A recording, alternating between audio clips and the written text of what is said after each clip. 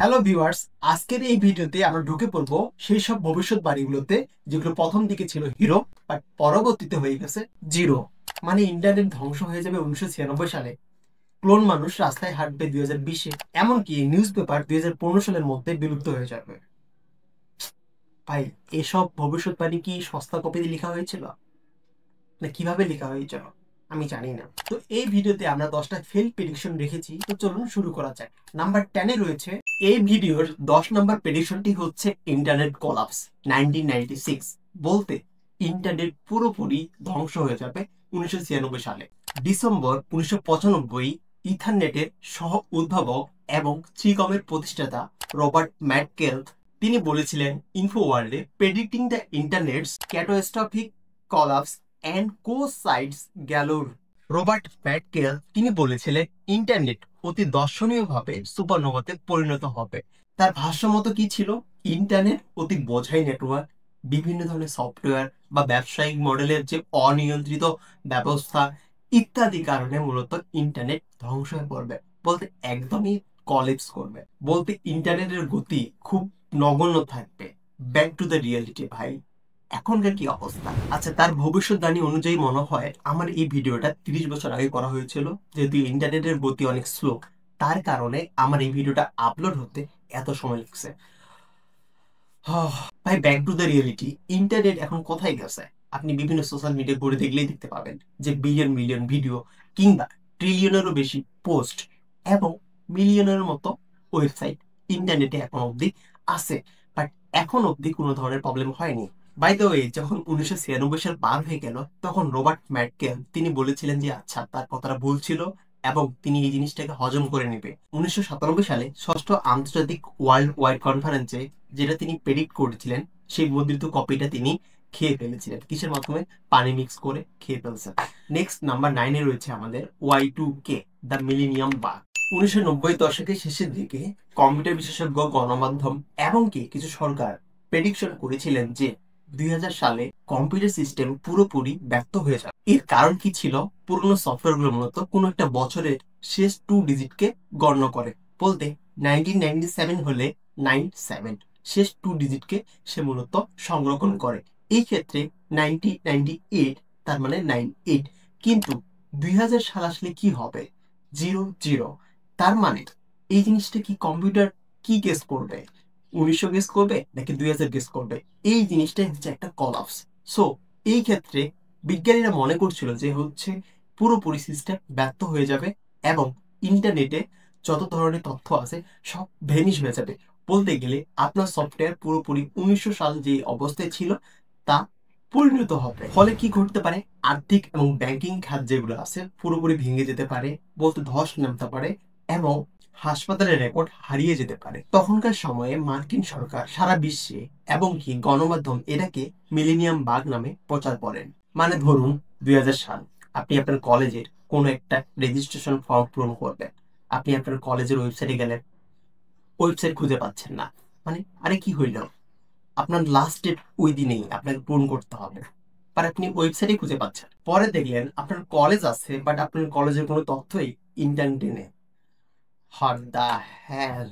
Number 8, Google glass স্মার্টফোনকে replace করে দেবে। 2012 সালে গুগল গ্লাস লঞ্চ হতেই কিছু টেক ফিউচারিস্ট এবং কিছু গুগলের ইনসাইডাররা বলেছিল 2020 সালের মধ্যে স্মার্টফোনের বদলে মানুষজন স্মার্ট গ্লাস পরবে। এটা এত বেশি হাইপ ছিল যে টাইম ম্যাগাজিন 2012 সালে এটাকে সেরা আবিষ্কার হিসেবে গণ্য করেছিল। জোকস, বাবা এবং ছেলের কনভারসেশন। ছেলে বলতেছে, বাবা আজকে আমি ফোন ছাড়া বাঁচবো।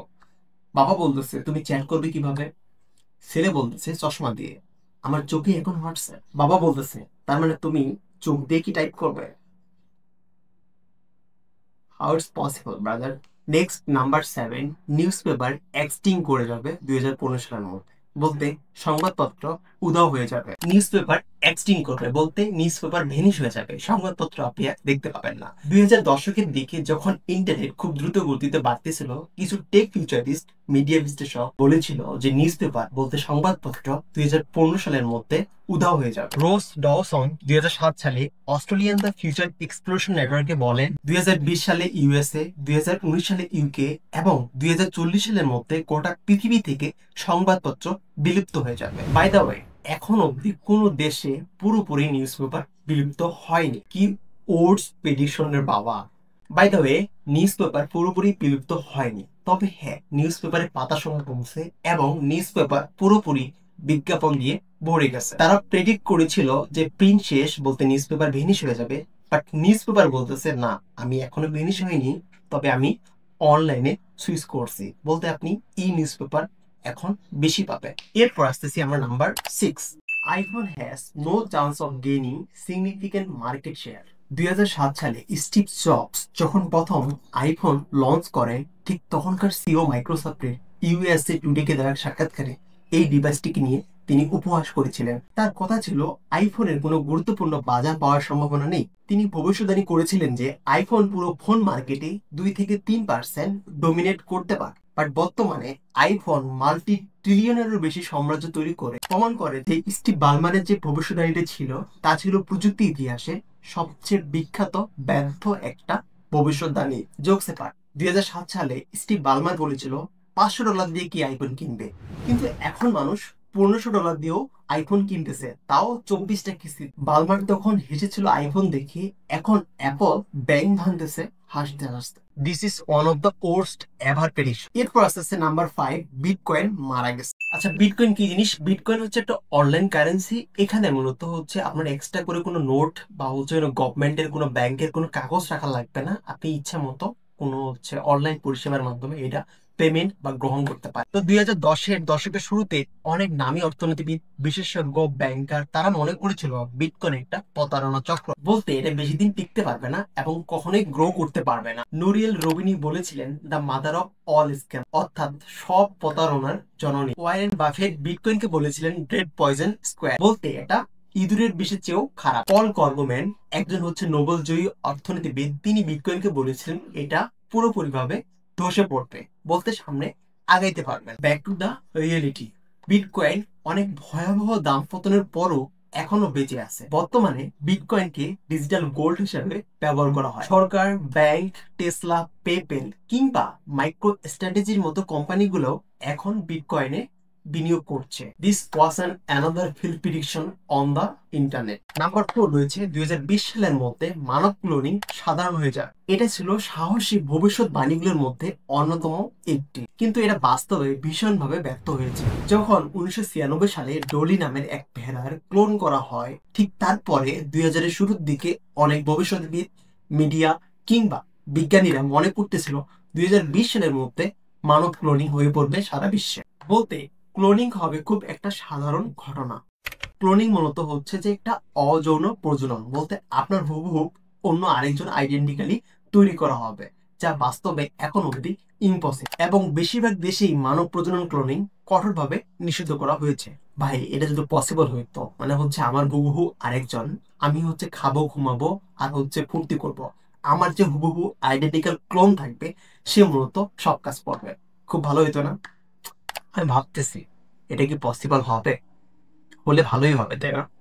নেক্সট নাম্বার 3, হেনরি ফোর্ডের উড়ন্ত গাড়ি। হেনরি ফোর্ডের উড়ন্ত গাড়ি, এটা আজ থেকে 6 থেকে 7 বছর আগে আমরা যখন ইউটিউবে ভিডিও দেখতাম যে 2020 সালে এই হবে, উড়ন্ত শহর, উড়ন্ত গাড়ি, সবকিছুই আমাদের কাছে মনে হয়েছিল যে এটা আসলেই বাস্তবে ঘটবে, বাট এখন অব্দি তার বিন্দু মাত্র কোনো কিছু ঘটেনি। ঠিক 1940 সালে হেনরি ফোর্ড বলেছিলেন, mark my word, a combination airplane motor গাড়ি is coming, you may smile but it will come. 1960 এবং 80 দশকে অনেক জনপ্রিয় সায়েন্স ম্যাগাজিন এবং অটো কোম্পানিগুলোও বলেছিল যে 2000-এর শেষের দিকে যাত্রীরা ট্রাফিক জ্যাম এড়াতে উড়ন্ত গাড়ি ব্যবহার করবে। But back to the reality, আমি তো কোনো উড়ন্ত গাড়ি এখনো দেখতেই পাইলাম না। ও, মনে হয় দেখছি মুভিতে। আর হ্যাঁ, আমিও একটা উড়ন্ত গাড়ি অর্ডার করছি, বাট সেটা রাস্তায় জ্যামে আটকা পড়ে আছে, কবে আসবে আমি জানি না। বাই দ্য ওয়ে, আমাদের নেক্সট প্রেডিকশন নাম্বার 2, এআই 2020 সালের মধ্যে মানুষকে রিপ্লেস করবে। 2020 সালে এআই মানুষকে রিপ্লেস করবে। 2010 সালের দশকে অনেক প্রযুক্তিবিদ কিংবা এআই গবেষকরা ভবিষ্যৎবাণী করেছিলেন যে এআই বলতে আর্টিফিশিয়াল ইন্টেলিজেন্স, কৃত্রিম বুদ্ধিমত্তা, এটা পুরোপুরি মানুষকে রিপ্লেস করবে। মানুষের সব জব মূলত এআই নিয়ে নিবে। মোদ্দা কথা 2020 সালের মধ্যে মানুষের সব কাজ স্বয়ংক্রিয়ভাবে এআই করে দিবে। 2020 সালের মধ্যে পরিবহন, অর্থনীতি, স্বাস্থ্যসেবা কিংবা গ্রাহক সেবা এই শিল্পগুলোকে মূলত এআই রিপ্লেস করে দেবে। বলতে এটার হাইট বাস্তবতার চেয়েও বেশি ছিল। আর হ্যাঁ, আমি কিন্তু এআই এই ভিডিওটি বানিয়েছে আলেক্স ইউটিউব চ্যানেল। তবে আমার কাছে মনে হয় এটা এতটাও ফিল্ড প্রেডিকশন নয়, কারণ আসলে এআই অনেক দূর আগাই গেছে। বলতে মানুষের অনেক কাজ সে অনেক সহজেই করতে পারে। এরপর আসতেছে নাম্বার 1। এটা এখন অব্দি ফিল্ড প্রেডিকশন বলবো কি বলবো না, তবে আমার কাছে মনে হয় এটা পসিবল না। ডেভিড পাসিং, ইসরায়েলের ফিউচারিস্ট, তিনি মনে করেন a space elevator can be built by 2029। বলতে স্পেস লিফট একটা তাত্ত্বিক কাঠামো যেটা হচ্ছে পৃথিবীর পৃষ্ঠ থেকে আপনাকে একদম মহাকাশ অব্দি নিয়ে যাবে একটা এলিভেটরের মাধ্যমে। বলতে রকেট ছাড়া মানুষ যাতায়াত করতে পারবে মহাকাশে। How it can possible brother, can you imagine? আচ্ছা, এই ধরনের একটা প্রেডিকশন বলতে আমরা পৃথিবী পৃষ্ঠ থেকে একদম মহাকাশে এলিভেটরের মাধ্যমে গিয়েছি। এই ভিডিওতে গেলে আপনি দেখতে পাবেন। ডেভিড প্যাসি, bro I am not blogging, আমি জাস্ট ভাবতেছি যে হচ্ছে আপনি চাইলেই তখন হচ্ছে সকাল, বিকাল, দুপুর ইচ্ছা মতো হচ্ছে মহাকাশে যাবেন, আবার ব্যাক হয়ে চলে আসবেন। আপনার বোর লাগতেছে যাই একটু মহাকাশে ঘুরে আসি। তবে পৃথিবীতে থেকেও মহাকাশের ফিল্ড অনেকভাবে পাওয়া যায়, যেটা হয়তো আপনি জানেন। ইলন মাস্কের স্পেস এক্স কি হবে আসলে চিন্তার বিষয়। তবে এটা এখনো অবধি ঘটেনি, কারণ যেহেতু ডেভিড প্যাসিং বলেছে 2029 সালের মধ্যে এটা হয়ে যাবে। তবে আমরা হচ্ছে ওয়েট করতে পারি, তাই না? তাহলে কি এটা কি ফিল্ড প্রেডিকশন হবে? আমার কাছে মনে হয় এটা ফিল্ড প্রেডিকশন, তাই হচ্ছে আমি এই ভিডিওর মধ্যে এটাকেও ইনক্লুড করে ফেলছি। তো এটাই ছিল আমার এই ভিডিওতে টপ 10 ফিল্ড প্রেডিকশন লিস্ট। ভিডিওটি ভালো লাগলে লাইক, কমেন্ট এন্ড সাবস্ক্রাইব করুন, কারণ এটাও এক ধরনের প্রেডিকশন। আমি চাই এই প্রেডিকশনটা ভুল না হোক। আজকের এই ভিডিও এই পর্যন্তই। Thanks for watching, by.